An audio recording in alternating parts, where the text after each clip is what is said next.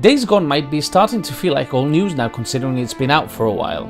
However, talking about it for me is like taking in a great breath of fresh mountain air, tarnished with just a tinge of freshly digested cow lumps.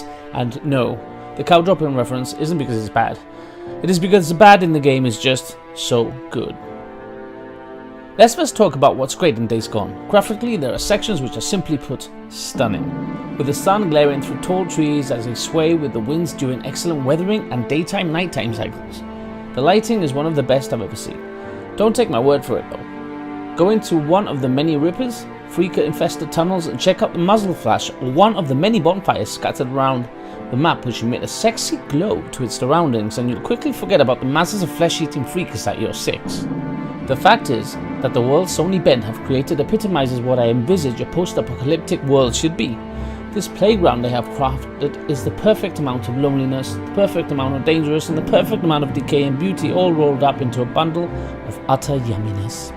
The fact that developers have managed to get the world right is definitely worthy of praise in itself, but then slap on 100 or so freakers on screen at once with a simple, albeit great story, and you've got yourself a game which has been so incredibly underestimated, so devastatingly underrated, and so picked on, I've nothing left in me other than to believe there is some sort of animosity in the industry towards Ben Studio and the fact they've been able to pull this game off so much better than many of the bigger boys out there probably would not even fathom.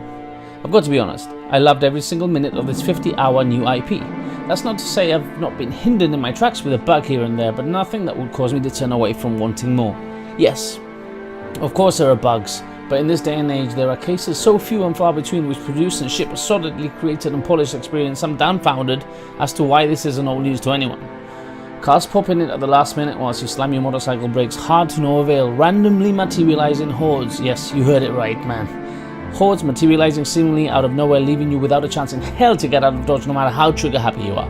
Houses and furniture not loading properly and impeding movement within barns etc. can be a major headache. Tap dancing stuck NPCs, yep, that's reality, and NPCs that don't react no matter if you're just sitting idly on your bike or pointing a sawn off little stubby shotgun at their mugs.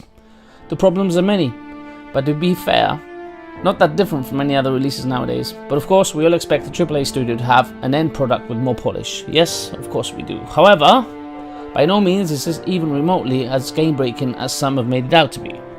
The gameplay is great fun, however it's progressive. Therefore at the start the shooting mechanics seem a little jittery, but there is a progression system with skills you can upgrade by performing the usual open world tasks such as threat missions, killing freakers, gathering their ears and trading them in for camp credits. Pretty much everything you do will gain you XP, and these skills will improve Deacon's skills vastly, which in turn improve the shooting gameplay as well as certain sneaking abilities, thus making the game get progressively better the more you play.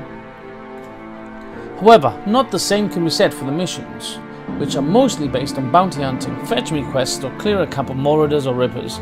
They get old quite fast. However, the main story missions I personally found engaging, and each mission left me wanting to progress the story further.